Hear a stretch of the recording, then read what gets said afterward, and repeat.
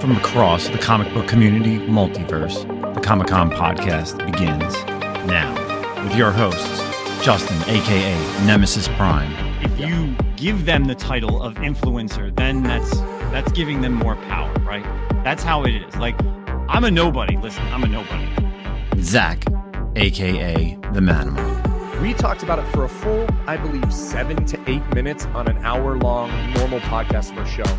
And you would have thought we set their house on fire with the backlash. So, hey, everyone. Welcome back to the Comic-Con podcast, Season 3, Episode 12, recording this on March 23rd, 2023.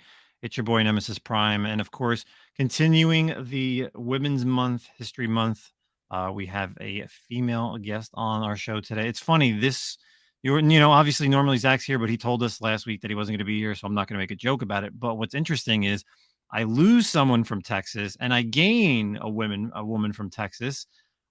You know her as the Thecomixqueen on Instagram. You've seen her all over social medias. Nathalie, how are you, miss? How are you this evening? I'm doing good.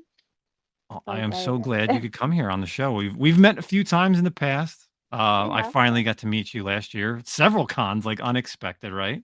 Yeah, I think we first met at WonderCon last year. So it's already that's right. A year ago. Oh my God, yeah. And because WonderCon's actually this weekend, so it's been a full year. Yeah. And then what else? We were at New York, right? Mm-hmm. Did you go to San Diego? No. And then what was that? I think in Baltimore, right? Were you in Baltimore? Yeah. Yeah. So it's funny, like you and I mean, I've been following you for a few years. And then all of a sudden, in 1 year, we see each other at 3 different shows, which is wild. So, for anybody who doesn't know who you are, let the people out there know where they can find you is on Instagram, Thecomixqueen. I know you've kind of changed names because people couldn't figure out what you were, but do you have a YouTube channel? Are you on YouTube? Yes, I do. I think I just changed it too. I don't really get on there much. I remember I started it, but kind of don't want to say I gave up, but it was just a lot of work.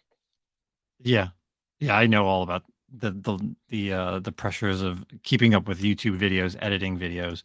Now, what about TikTok? Are you on TikTok for comic book stuff? Yeah, it's the same. I'm sure you can find me everywhere with the Thecomixqueen, like app handle. So now, you live in Texas, right? Yeah. So how long have you been collecting? Like, and especially in Texas being such a huge state, where also do you shop? So like, kind of give us like a background of like when you started collecting, because you're in your, I think your late 20s, early 30s. I forget exactly. I'm 30. I'll be 31 there it is. this So year. Yeah. I was close. I would have given you the 20s. Take it, right? But so when did you start collecting? Like, and how did you start collecting? I want to say around like 09 or so. I'm from West Texas, so as big as a state as it is, West Texas doesn't really have a lot of anything.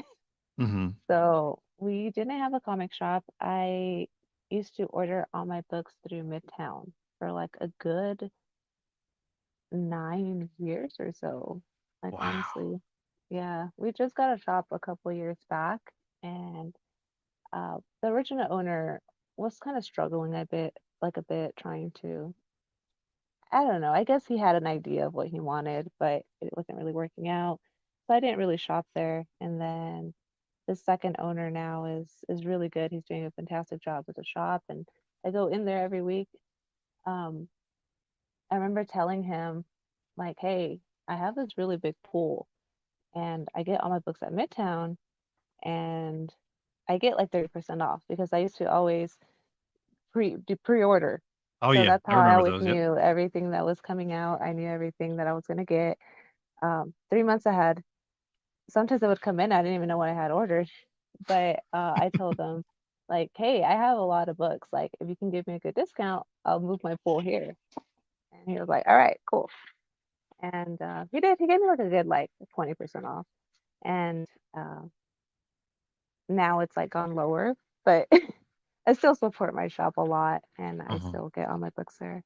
What's the shop that you do shop at? It's called the Hive Comic Shop.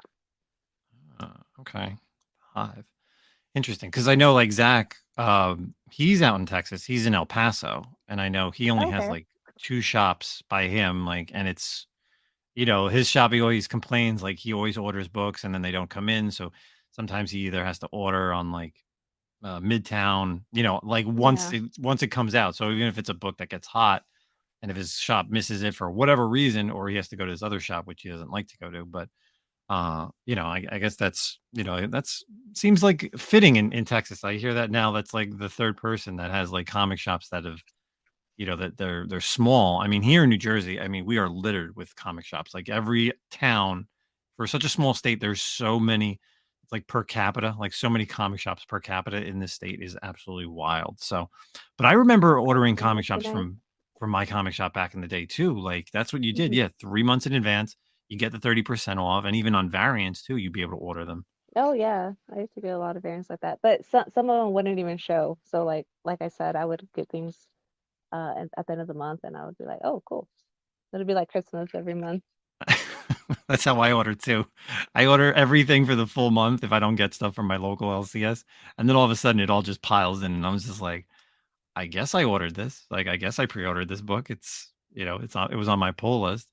But what got you into collecting, obviously? So you said you've been collecting since '09. What are like, was it the Marvel stuff, the DC stuff, indie? Where did you start? Around there.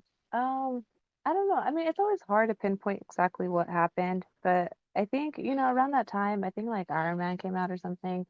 And of course, everyone was like all over MCU, and it was pretty cool just seeing the superhero stuff, kind of just uh, take wind and just go on. Everyone just jumping on the bandwagon.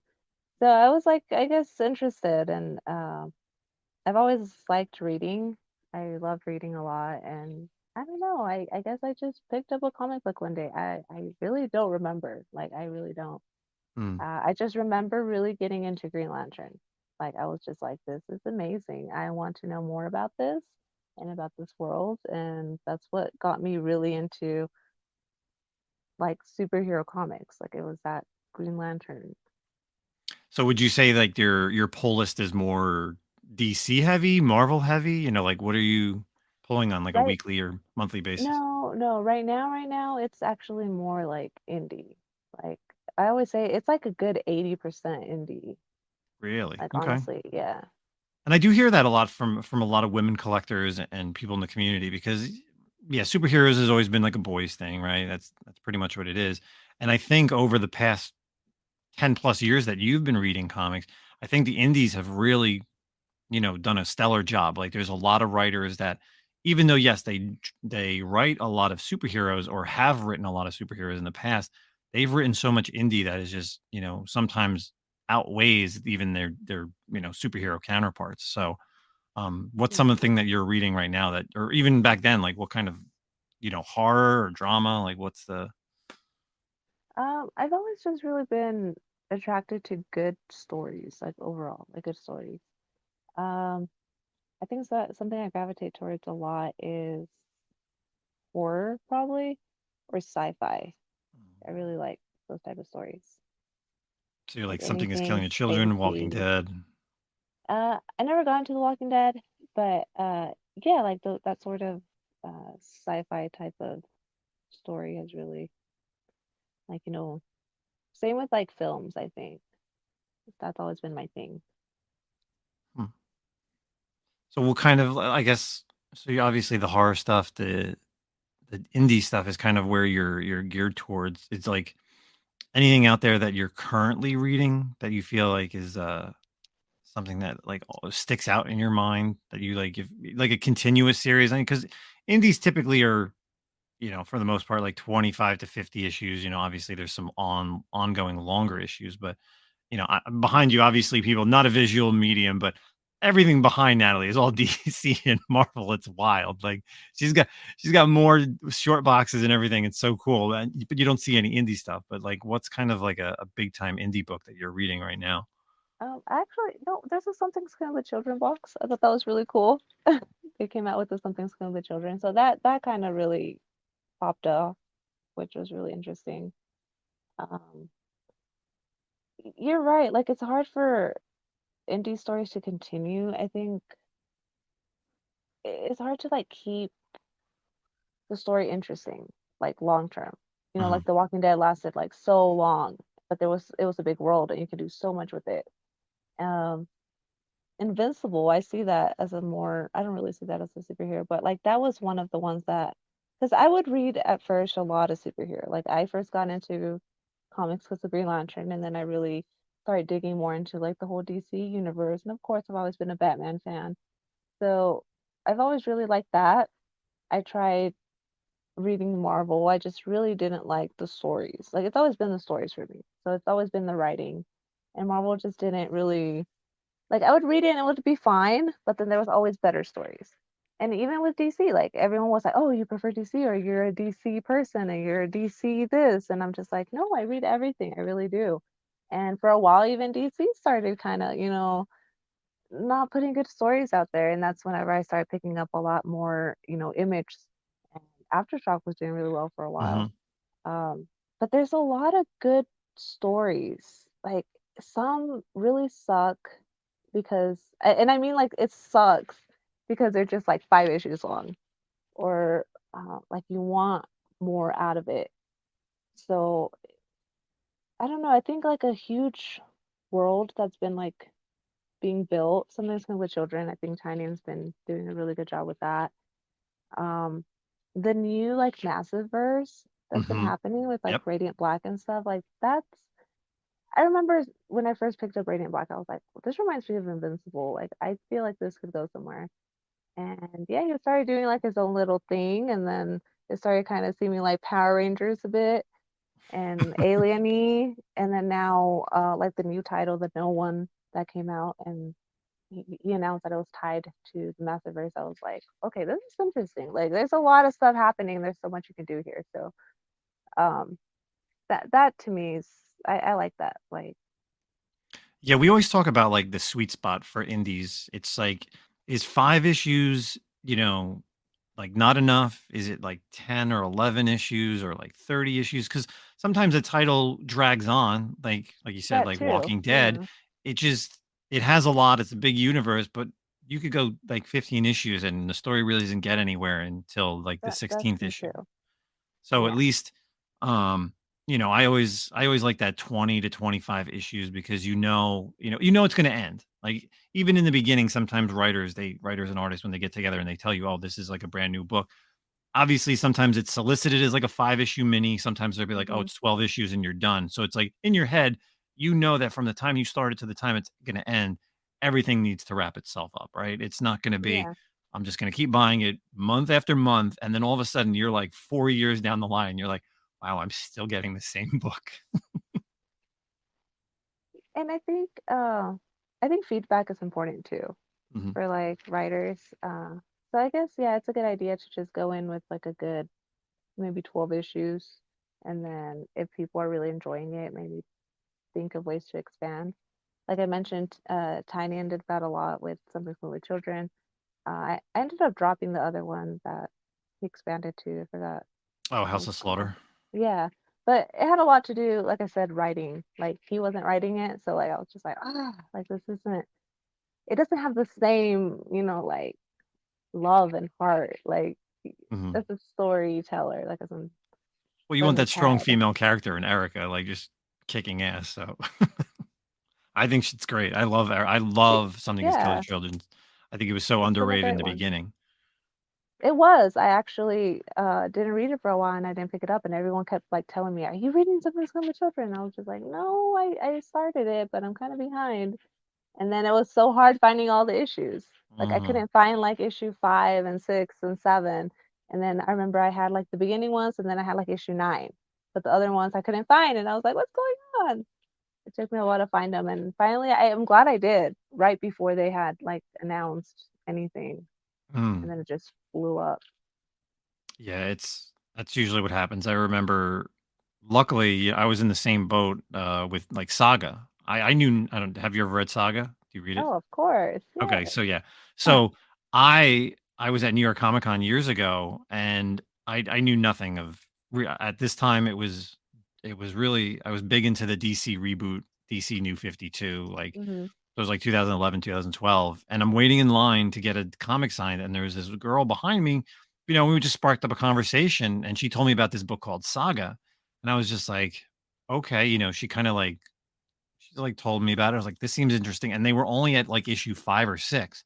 So I like randomly was able to find like 2 through 6 at like the shop still in print, but I couldn't find a number 1. And at I think Hmm. that point, like they didn't even start reprinting them. And then all of a sudden, like the news sparked where everybody was just like, Saga's like the best thing, like Brian K. Vaughan and Fiona Staples doing this amazing job. And I was just like, oh my God, if I don't find a number 1 soon, it's gonna be like a $50 to $100 book. And it is, yeah. And that's what I'm talking about, like the whole world building. Like I think it's when there's like a huge, like world where like you can tell this person sat down and actually, thought of this story. Like it wasn't just like copying something else, or it wasn't just, like a lot of the horror like just seems kind of like the same thing over and over.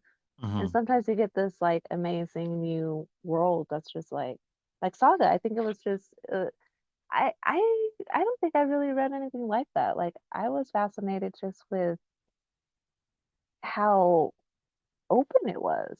mhm. And that's why I love sci-fi so much, because it's like you can do so much. You can do anything. You can say there's this planet called this, and this is happening, and there's this species and this other species, and but then at the same time, like Brian K. Vaughan was putting like, I guess, how do I put it? Like real like problems, like human problems, Mhm. like into the story where it's like relatable. And I Yeah. thought that was interesting Yeah, because it's I like, felt that in the early days of Saga. Agreed. yeah, because even if it was like a whole different planet or whatever, it kind of makes you think like, a lot of us might, I don't know. I don't know. Like we're all deep down maybe the same. So speaking of, um, the Saga world and being, yeah, because it has parts with human interaction. Well, not human interaction, but like male female, right? Being a woman here in the community, what's your take on it? Obviously, it's probably changed since 2009. I'm sure you've gotten tons of people that have come at you saying, "Oh, you probably don't know anything," or I'm sure there's people that have come up to you and like been like, "Wow, you do read a lot, right?" I mean, you're every week you're on Instagram, you're showing your top picks of books. Sometimes, and even sometimes when you do picks, it may mean not something that I've even heard of. So I even try to see if I can find it because not every comic shop that I shop at will carry, every comic shop is different. Sometimes they carry the main stuff like the Marvel, DC, and indie, but then like you sometimes have like a random book that's like super deep dive into the indie. And I'm like, I gotta find this book that Natalie was talking about. So I'm liking that. That's why I like sometimes there's a few people that I typically follow on Instagram for those purposes. So people that don't follow you on Instagram, definitely check out Nat's weekly picks. But like Yeah. being a female in the community, being a woman here, especially, in this time, how do the guys treat you? How do other comic collectors treat you? Um, I mean that's a tough question because me personally, I've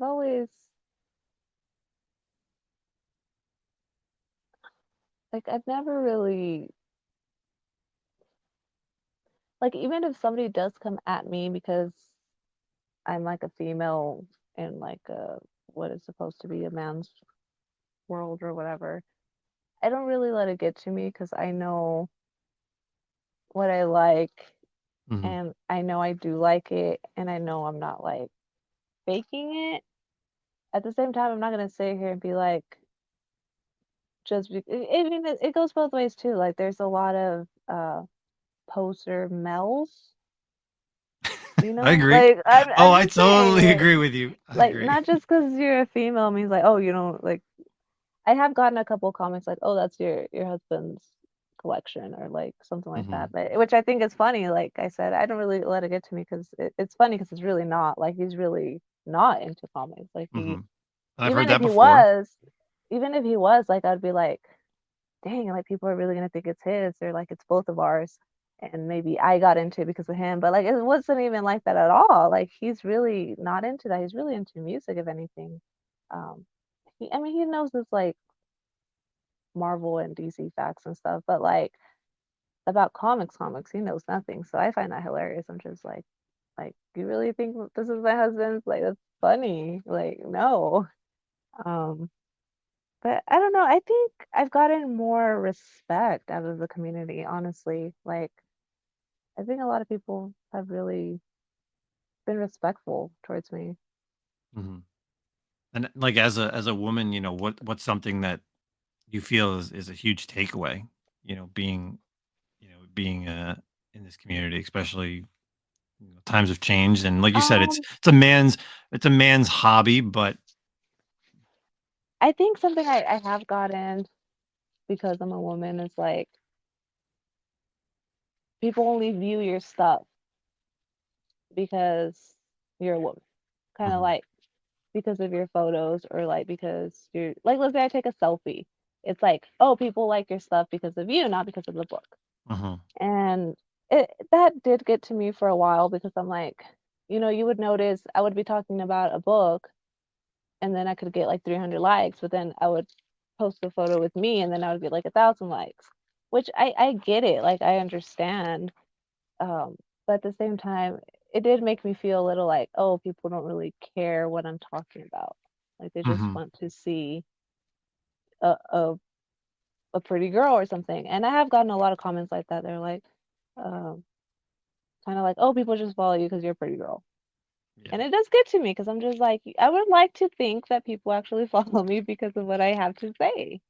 So it does get to me a bit Well, yeah, in that I sense. think, I mean, you definitely have a good amount of followers, and obviously you do your weekly picks, you do, weekly reviews, you go live on Instagram, um, and I think you do get a good amount of people that, come on and check you out that for that reason. Obviously, yeah, there's the guys that are, guys are guys, whatever. We all someone goes live and it's some girl, like if you like does that really get you anywhere though, like watching a video or listening to you just looking at you? I think that's the whole point. Like sometimes we like to hear what a female thinks of a comic book that like like you and I'll have this different opinions on the same comic book, and it's just Mhm. because our brains work differently. It's just a lot easier to understand that, and sometimes you would see something in a comic book that I wouldn't see, and I'm like, oh wow, I didn't take that storyline like that, but you have it differently. So that's why I think it's great to have, especially here on the podcast, to have guests on, to have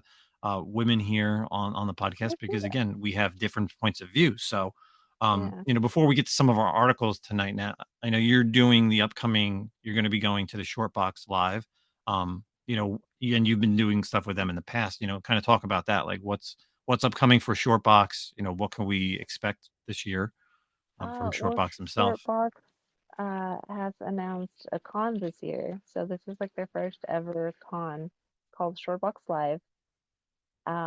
Gonna take place in Santa Clara, California, Silicon Valley. Really want this to be like a comic book con.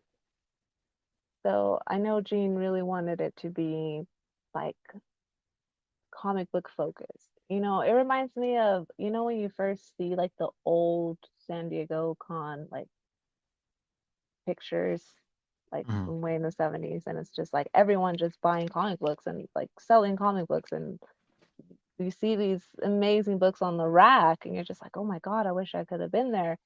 Eh, I feel like that's kind of like you don't see that anymore. Like everything now is like very pop culture, and especially now that Disney, is like everything Marvel is Disney and all that stuff. So I like that this is gonna be like just comic vendors. There's gonna be like comic artists. There's gonna be some panels that they have planned. Uh, I'm really looking forward to it. Like honestly, I've been saving all my money. Like I know I'm gonna go find some good books. I'm like, I'm going to this con where there's like some of the best vendors from all over the country. Like I'm not even kidding. They're from all over the country, like East Coast and West Coast and the South and New Mexico and Texas. And um at the same place. Like Mhm. I feel like, people can't miss out on this, like for real. Um, I'm really looking forward to it. Are you hunting for any grails out there? Any really big books or just kind of stuff I to continue growing in the collection? I just got a big book, so probably not. But I really want to go digging. Like I love just digging through boxes, getting the deals, and maybe just filling some gaps in my collection and stuff. There's a couple of runs I'm trying to collect. So Yeah, that's awesome from Shortbox. I met a lot of those guys obviously over the past 3 cons that you and I saw each other at. Kevin was on here the end of last year. It was, great to have him on here, and the other guys that were part of the Shortbox team, just kind of hanging with them sometimes at the booth and whatnot. So, but Shortbox is a great app. And the fact that they are putting on like a comic book centric show, I'm oh yeah, sure, Gene's just doing like, there's shows here in New Jersey that are just every month they have at least like 2 to 3 shows dedicated. They're just comic shows. Other people run like card shows, they run like a toy show, and I think that's the one thing that's always great. Like this weekend, I'm actually going to be at a 2-day show here in New Jersey called King Kong, and I'm actually setting up as a vendor as well, like selling comics with my buddy. But then there's also tons of people in the community that are going to be here in New Jersey as well selling, and it's literally just comic books. And that's like the best thing is that you can dig in everybody's long boxes, short boxes, yeah, and it's just comic books. Like you don't have to see like Funkos all on the wall or Lego. Like people come with those other like created Lego things. And I mean, don't get me wrong, hmm those are cool, but that's what we're in this community for. Like we love digging in long boxes for crazy dollar yeah, bin books and like finding and something that like you want or you've never even knew was out. yeah, and Jane's always been about helping like the vendors. Like he's always said he created this app because it's kind of like it feels like everyone's falling behind. Like technology advanced so much, nobody really did anything about it. And he's like, hey, like these vendors, we can help them. What can we do? So he created the app, and it's funny because everyone always sees short boxes like this. I don't know, like they just like I don't know. I guess it's like this. I don't know how to explain it. Like I like not remember way back in the everything. day, Baltimore, I the first time I knew Shortbox, they were like, she just created like the app. I swear, like years and years ago. And then like it's just blown up so much over the Yeah, past but couple of but years. they've been working on it so much, and that's the thing. Like everything they're doing is to help like the fellow Mhm. community, and to be like, hey, like we want to help you sell your books. Like this con, like Shortbox Live, like how I said, he's trying to get some of the best vendors around. Like he really is trying to get everyone in one spot. A lot of these vendors don't even set up at cons. Like they just sell through Instagram, or like there's one that has a bunch of amazing golden age books and he only sells through Facebook. And he's Mm. just like, dude, like come on, we're trying to help you. Like come on, like we're trying to help all of y'all. Like Mhm. same whenever I reach out to, as part of my job, I'll be like, hey, like Shortbox is great, it's amazing. I'm not just trying to sell you this platform. Like I we want to help you. Like sell your Mhm. books. That's the whole point. Yeah, that's I believe me, I've never set up a show before. This is the first time I'm ever setting up to actually sell books at a comic show, and the only reason why I'm doing is helping my friend who inherited this collection. So we spent like 8 hours, not this past Saturday, the Saturday before, literally pricing this all out. I'm literally bringing like 3 short boxes of just slabs because I just don't have like a lot of stuff like that he's gonna have that I feel like maybe people want, but I feel like it's great because again, it kind of I get to wet my feet right into the vendor.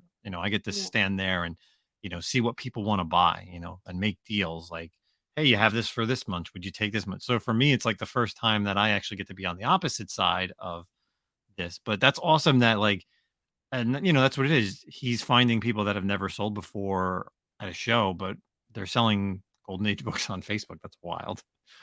That's crazy. So um, but let's kind of move out of getting to know Natalie, the comic queen, and let's get into some of our articles this evening. Not too much is going on the movie and TV side. Couldn't really find anything really this week. Um, but we do have some comic book stuff. Let's first talk about someone that we just lost in the community, Joe Giella, someone who's been, God, he's been around since the good old Silver Age. Of course, great, best known for stuff like Batman, Flash, and Green Lantern. He just recently passed away at the age of 94. Um, of course, he was the only living Batman inker from the Silver Age. And I know recently, Nat, you just posted a couple photos of him that you met him at. I've met him a few times at shows. Don't know why I never brought any, and I'm a big DC guy, so I don't know why I never brought any of my old Silver Age Flash or Silver Age Batman to have him signed. It's probably something that I should have did, but I never did. I don't know. It was just missed opportunity, I guess, in my mind. But when did you meet him? So, like I said, you posted recently on your Instagram. Where was those photos Um, taken? it was it was called a North Texas comic show, and it was around the Dallas area. And I love going to, like you mentioned, those little shows where it's just like comics, but it's you don't really see big ones anymore. Like they're all just small here and there. And Dallas is probably my closest big city. I mean, if you Mhm. go west, it's El Paso, but I would, yeah, Dallas. I mean, I lived in Dallas too. So every time it's like they're doing something, it's like, okay, let's just drive over there. And um, a lot of the cons are around that area. It was a North Texas comic show, and yeah, they had a lot of great people like every year. One year, like they had brought in like Neil Adams, and I was really happy. I was like, I get to meet Neil Adams. And then when they announced like Joe, I was just like, I have to go. Like he was already, this was 2020, so it was like 3 years ago, but I was just like, hey, like he's already like 90 something. Like I gotta meet this guy. Yeah. And I'm glad I did. Like I really am. I was really bummed when I heard the news. I was just like, what? My friend like told me, and he was like, yeah. And I didn't even really see much about it like on my feed or anything. Like if he wouldn't have told me, I probably wouldn't have found out until like a Hmm. couple days later. Not a lot of people were talking about it, but um, yeah, it was really he was so nice. Like he was such a Yeah. nice So I've heard. person. I've heard that. Yeah, and like I mentioned on my post, I was just so fascinated by the way he did his signature. Like, most people are just rushed, like, Jim Lee, for example, his signature is just like, Oh, of course. Yep. he's just signing so much stuff, he's just like, and no, like Joe was just there and he would write his name and his last name. And I was just like, wow. And even at that age, like his hand, I mean, of course, he was an inker, an artist, but his hand was just so steady. Like he was just taking his time. And I was like, wow, like that's crazy. Like he had a really good talent. Um, I love all those old Silver Age, especially Green Lantern. Like I said, it's just one of my loves. And every time I see that, like I feel like inkers don't get enough credit, Hmm. but especially when you look at like older Silver Age books, a lot of it's like the heavy blacks. So they did a lot. They really did. Yeah, you definitely showed off some pretty badass books. Some great Batman and Green Lantern books that he signed. He And did a lot. Like he worked on a lot. There was a lot more I wish I would have owned to like Mhm. a lot of Batman ones that I wish I would have owned to for him to sign. Um, my first Green Lantern, I like my showcase 22. I debated so hard because that one's already slabbed, and I was like, should I crack it open and get him to sign it? But I was really scared it was gonna go down like Mhm. in grade, so I didn't, and it's okay. Like I got other books signed by him. Yeah, I know that kind of feeling too with cracking books. I just posted on Instagram today that Peter Cullen, the voice of Optimus Prime, is going to be at Fan Expo in Philadelphia in like 2 months, and I have a CGC 96 issue one. And obviously, it's not a 9.8. If it was a 9.8, I'd be hesitant on cracking it. But Yeah, since it's a 9.6, I'm like, I'm pretty sure I'm gonna crack this. But at worst, I would just find some really cool book that like Optimus Prime is on, and I'd have him sign it. But yeah, I know the feeling of like not wanting to crack a book, I should say. Like, yeah. No, I but mean, you have like when I again, there's great books that you have signed. So Yeah, when I meet like especially like comic artists and stuff, it's more of the meeting that I Hmm. really enjoy and I want. Like I don't like sending in books to get signed. Like I really prefer to really meet them in person and be like, "Hey, hi. I Yep. like your stuff," even though they've heard it probably 1,000 times, but I like being there, meeting them in person. Um, so even like when I met what's his name? From Kevin Eastman. He Hmm. was at WonderCon, and I didn't know he was going to be there. Like I went to WonderCon to work. I didn't really expect to just go and spend a lot of money or anything. I didn't know who was going to be there, and he was right kind of next to us in the torpedo booth. And I was like, God damn! Like Kevin Eastman was going to be here. Like I didn't know that. Literally found like a $2 book in the. Let me see if I can. Yeah, it was like a $2 book I found in the bins with like water damage and stuff, and uh, I got it signed. And like I really don't care that it was. Yeah, it was this one. And it's always good. It's always about the experience. It's a Oh, number that's a great 7. cover. Yeah, why Yeah. not? So this is the first color in color like full color TMNT title. Yeah, yeah. But it has a lot of like ugly water damage. Like but I was just trying to get something. I was like, Yeah, hey, yeah. like I want to go up to him and I remember I asked one of my friends that was working there at Tortita, I was like, hey, like when everyone's done, 'cause his line was so long. I was like, when Oh, yeah. everyone's done, like, can I just want to go say hi, like real fast. Like, that's all I want. So yeah, so I got a book Hey, signed and it's like same with like Joe. Like I got a lot of great books signed. yeah, I agree with CGC does these send-ins, and I get it. Like it's sometimes it's good for people that don't have the money to go out to a convention or can't, because you got to Yeah, buy tickets, and obviously there could be the travel expense and travel all and that stuff. stuff. Yeah, I sent in books, I think only once, and I think it was for Mark Brooks, if I'm not mistaken, just because I was able to get like a remark. I know some of these artists sometimes they do the remarks or sketches, but yeah, I'm 100% like I would rather wait in line 2 hours, 3 hours sometimes to meet an artist, just to have like a 30-second conversation with them, just to be yeah, like, hey, your art has inspired me on this, or I really like these issues or this cover.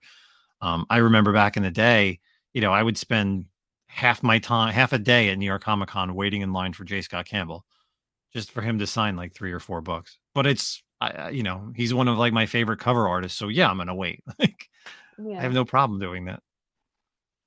But yeah. And I'm sure you've met a lot of great people, especially being over there like East Coast. oh yeah, going to New York Comic Con constantly, pretty much every year for the past, 10, 12 years. It's awesome. Baltimore Comic Con, terrific con up in Connecticut.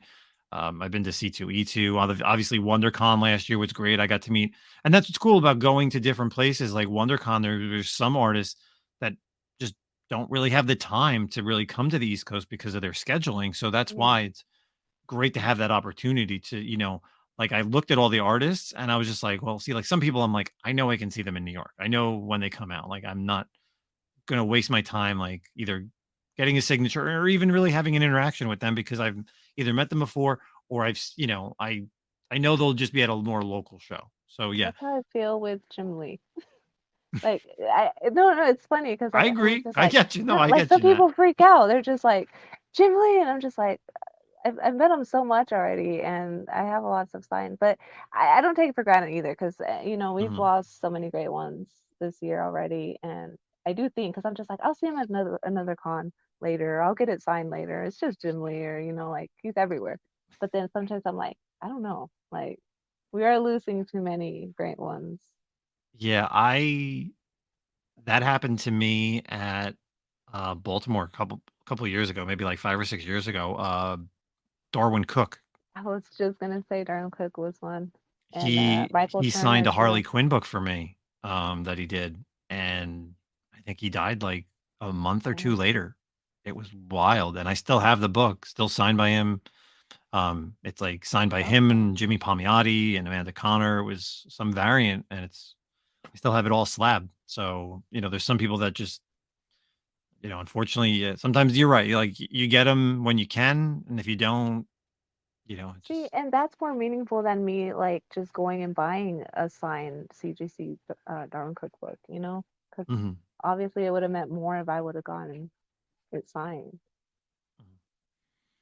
Yeah, I get you on that 100%. I think that's the best thing. It's the interaction with the person because then you get to take a picture and it's memorialized. You remember it. You shows up Yeah. on your memories or whatever it is, and you're just like, oh yeah, and it brings you back to that time when you met them. Like one year, I at New York Comic Con, all in one con, I got to meet Todd McFarlane, J. Scott Campbell, and Frank Miller all at one show. Like insane. Like it was just like blown away. Like I'm like, all right, yeah, that kind of I'll hit that trifecta. Jim Lee, I've met Mhm. numerous times. Like I've gotten stuff signed by him. So yeah, when he kind of comes around, I don't really care too much. My missed opportunity, I think it was last year at Baltimore. I think Brian K. Vaughan was there. And What? I think it was last year or the year before. And I didn't bring anything to have him signed. And he was only there for like one day and it was like short. I was like, damn Mm. it. So but anyway, again, we lost a great one, Joe Giella. I know a lot of people have been posting about it. So if you have any Joe Giella books, post them up on Instagram. Definitely tag me or now. Would definitely love to see them or some great stories. Moving on to some other articles for the evening. This is coming over at bleedingcool.com. So, a new horror, drama, comedy, action, romance, mystery comic. Yes, you heard right. All that in this new comic called Lunar Lodge from Dark Horse by Tyler Marcia and Mirko Kolick. So, Dark Horse is publishing a new comic book series, Lunar Lodge. Basically a comic book. I'm not even gonna read all that again, the horror drama thing, but basically the synopsis is marriage ain't easy, especially when your spouse is hiding a monstrous secret. Just ask Rob Moreland, who knows things aren't great lately with his wife Fiona, but is hoping to fix that until the Lunar Lodge calls to confirm her stay.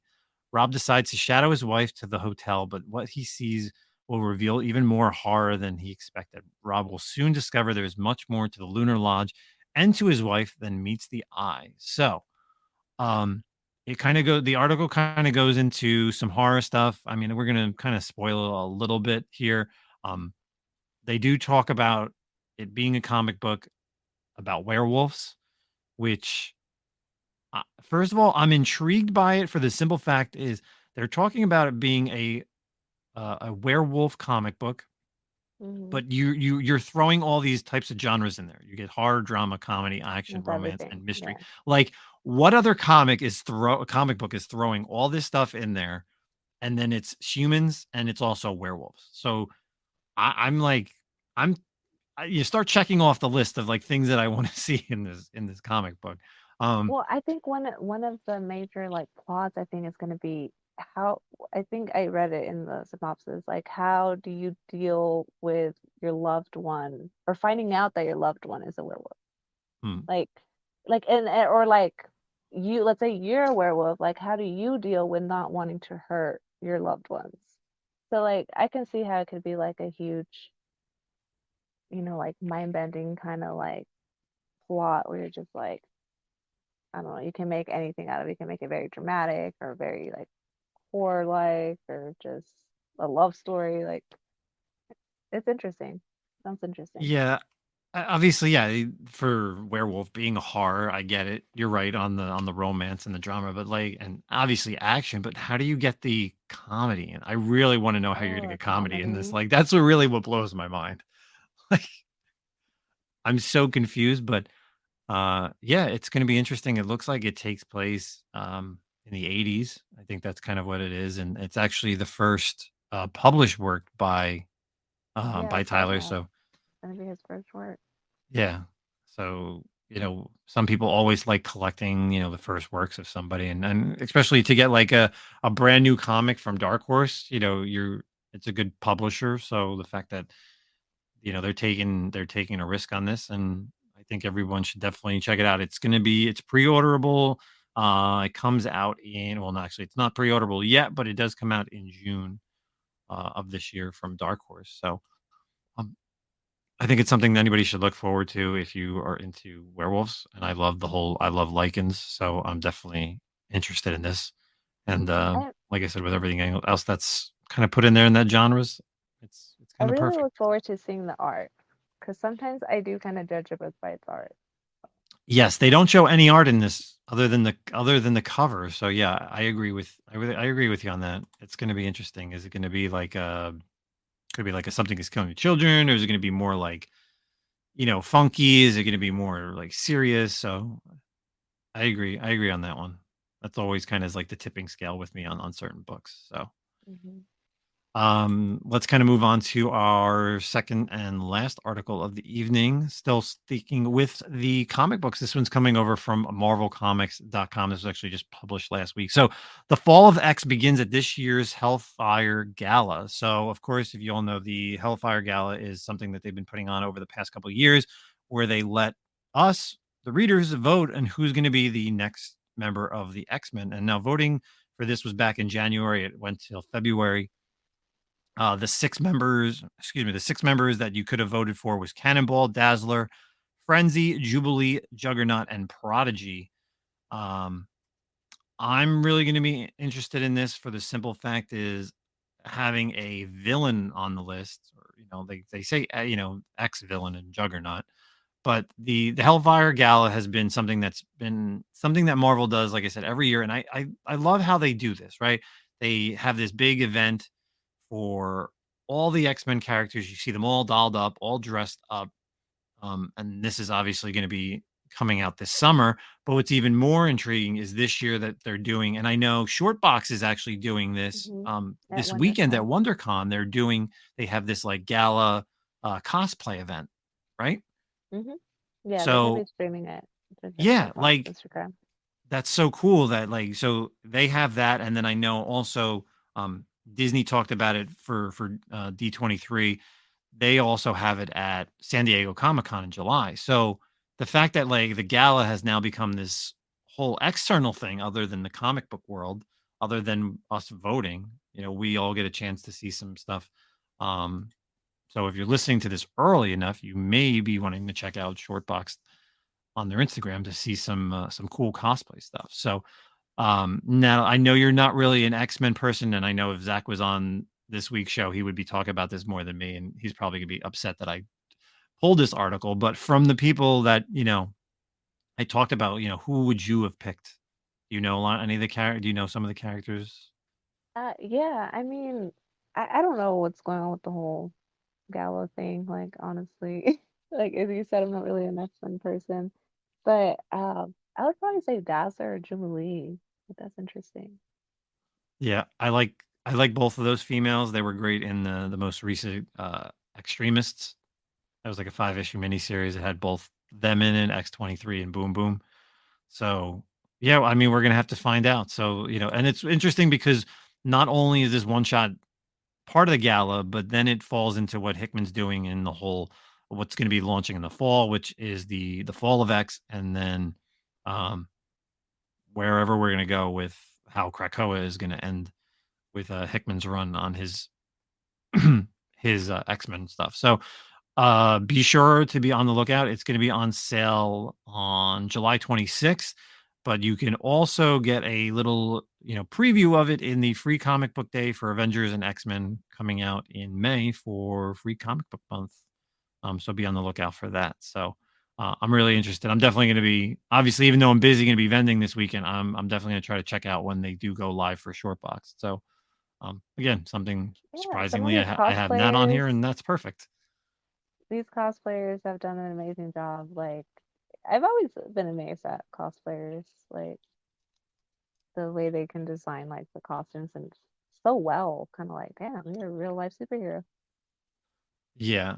And the list, I saw the list for the post on Shortbox. There's like 30 or 40 people, like at least. I don't know, it's Like a whole it's community. And WonderCon's really big with the whole cosplayers. So that's gonna be yes. cool. I gotta say, and I've been to a lot of the big shows outside of WonderCon in Anaheim, like that whole It's a whole area where different they do. world outside. Like, no, honestly, like it was crazy. Like I think I even heard people just show up. Like they don't even buy tickets to buy WonderCon. They go just to the cosplaying thing. Hmm. Oh, Yeah, that because you was just really see cool it. to You could see. just see it from the hotel or just hang out. Yeah. Yeah, that's definitely a lot of fun, and yeah, being like I said, New York Comic Con is also a big cosplay thing, but I think WonderCon definitely is like on a whole nother level. Like I saw so much cool stuff last year, and like you said, like trying to walk into the convention center, that's literally you're just weaving in and out of people, Yeah. like, and they're all cosplay people. New York, it's not like that at all. It's just you're just like weaving in and out of like normal comic book nerds. Just In to New York, you see them everywhere, like even inside and outside, and like, but Mhm. WonderCon was just like a whole different world out there. Like it really was. Yeah, it's definitely a great time over there at WonderCon, and unfortunately, neither you or I are gonna I be there know. this weekend. So sad. Oh well. Maybe next So time. before we get out of here, of course, we always end our shows with what are we currently reading. So whether it's something that came out this week, last week, just some current title or current series that we are reading. So for myself, this week there's a lot of stuff that came out. Unfortunately, I've been so busy. I just got back from DC yesterday, so I got late pickups. I didn't get to read all of my books, but honorable mention. One book is Darth Vader number 32. I think the series has come a long way. Greg Pak's writing it, of course, and it's kind of been a title that's been up and down. But I think once the series does end and I look back and actually reread it, I think I'll like it a lot more than I do now. Obviously, it's still going on with Sabe and the Handmaidens of Naboo. They're still working around that storyline, but it's still great. The artist in there, Robertson, Ibrino, I think is Abrino Robinson, killing it on the interiors. It's great. And then my other honorable mention was Superman 2 from Dawn of DC. Mhm. I haven't been like I haven't read and enjoyed a Superman title since like New 52's Action Comics. And these Yeah, first it's two been a issues minute. have been really awesome. Just Lex in jail and him trying to help out, trying to be like the man in the chair, but and then we get a first appearance of a new character. Uh cool covers as well. I saw Marilyn Moonlight, and just the storyline's awesome. You get a lot of villains right in these first two issues. So those are my two picks for this week of the Superman 2 and Darth Vader 32. Natalie, what are you currently reading right now? I wanted to talk a little about this book that's coming out this coming week. It's Indigo Children. And I Ooh. don't know if you saw like the preview of it or anything, but this is a book I had been looking forward to, and I got like an advance copy to like read, and I really enjoyed it. Like it's really interesting. It's Indigo about Children. like Who's it for, what publisher? it's Image, Oh, okay. and Kurt Pyre is the author. He's the one that wrote. Do you ever read Olympia? Doesn't It sound was like familiar. it was about this kid that this superhero from like a comic book he was reading like came like to Earth from like Okay. the comic book. It was really good. And yeah, I've been looking for it because he I really like that, but it was like a 6 issue series or so. It was really short. I was really bummed, but I've been looking forward to this one, and I'm glad I got to read it. I wanted to mention it so whoever's listening can go pick this up. Um, as a summary, it's like this reporter guy is trying to find these indigo children, which are like these children with superpowers. Mhm. But I mean, they say children, but in this issue we've only met one, so I'm not sure if there's more. But the way it's written, it's really really intense. You get a little bit of flashbacks from like the child's point of view, so then you kind of see it from like his perspective, and then you meet this reporter who's trying to find these children that I'm guessing the government's trying to hide. I don't know. Hmm. It's really interesting. And it's out next week. Yes. All Like right, what is cool. it, the So 25th? everyone gets a little preview of Indigo Children. That's nice. Yeah. And I'm like a huge Jeff Lemire fan. So Phantom Road is his most recent like title and stuff. And I really dig it. I think this is going to be like a really good one. I don't know if you read the first issue, but they leave us like with this cliffhanger. I guess they kind of like travel through like this to like another world where Hmm. like there's like these weird alien things. Seems kind of like zombie vibes, but then they're like I feel like they're aliens. I don't know. It just seems Anthem interesting. wrote. No, I didn't. I didn't check it out. Did you read? Did you read his Little Monsters? Yeah, I did. I haven't finished it, but I have been picking it up. I read up to like a good, I don't know, Yeah, he's. a I good gotta. amount. I have the issues. I just need to finish where I'm at. But yeah, again, another title that I unfortunately I didn't pick up. But I know Zach's a Jeff Lemire fan, so I'm sure he'll be picking. I'm sure that's probably on his pull list. So I'll have to hear more about it too. But I guess I'll definitely check it out. But Indigo Children sounds interesting for next week. So that's Yeah, definitely not on my pull list. I'll have to tell. looking forward I'll to that definitely have one. to tell my LCS to make sure that he saves me a copy. So and then Other anybody one, else who's listening, you get a chance. other ones that they had that are coming out are the Ambassadors. It's a new Mark Millar, and this one from Vault is called The Nasty. This is more of a horror type, so like if Hmm. you're into like horror type stories, it was pretty interesting. I just don't think I'm adding this one.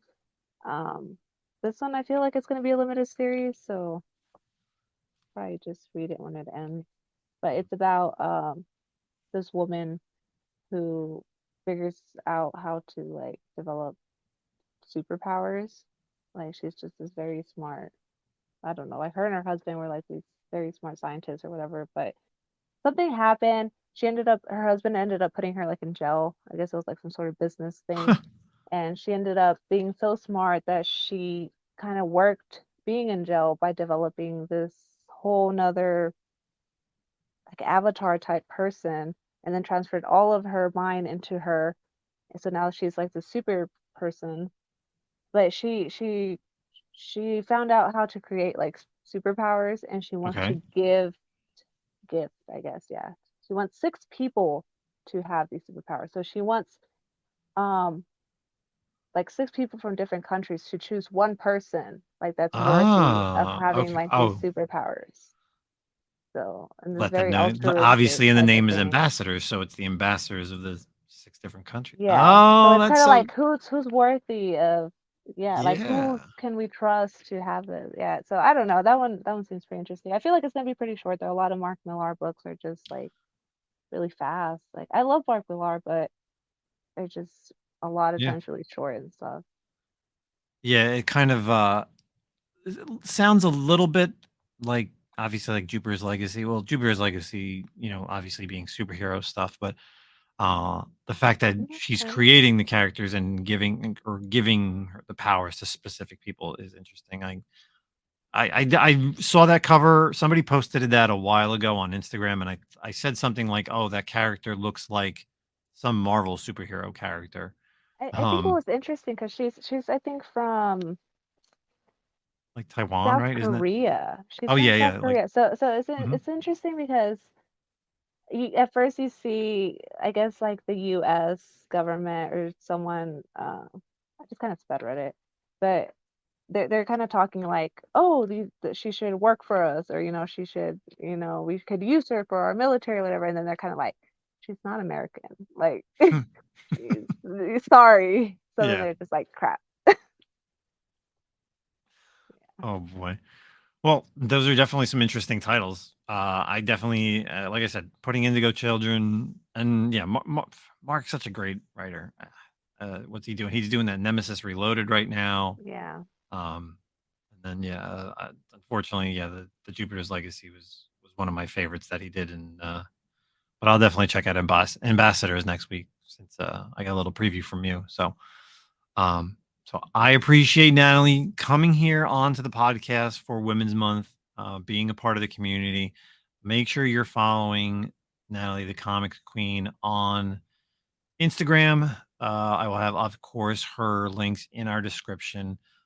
Before we get out of here, any closing words, Nathalie? No, I mean, thanks for having me on here. It's been a blast. I really appreciate when people ask me to be on their YouTube or podcast. Sometimes I have to push it back a lot, or I'll be like, I don't know, and then it happens a lot, and I'm like, I hope people really don't think I'm just like not caring about it. It's just I do get so busy sometimes, and I'm sure, a lot of people get like that too. But I'm glad I made time. I'm glad you made time. I'm glad you invited me, and thank you for having You're me on always here. more than welcome. You listen, you read books, and that's what we love about people that we bring on here. We love the people that are like that read books on a constant basis. Again, if you're not following Nathalie already, please follow her on Instagram. You, like I said, you'll find her weekly talking about books to pick up. Obviously, she just gave me some interesting books to check out.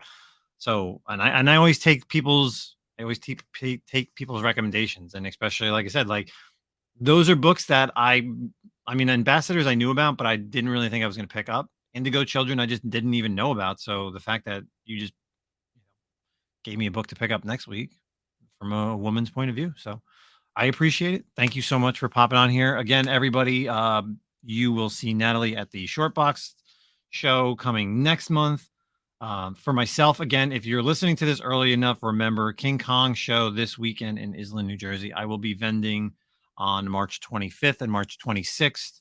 What is it? It's 12 to 6 on Saturday, and I think it's 10 to 4 or 12 to 4 on Sunday. So if you can, people stop by the King Kong show, and that's it. And we'll be back next week. And hopefully Zach will be here. I'm hoping. Who knows? But that's it. Peace out, everybody.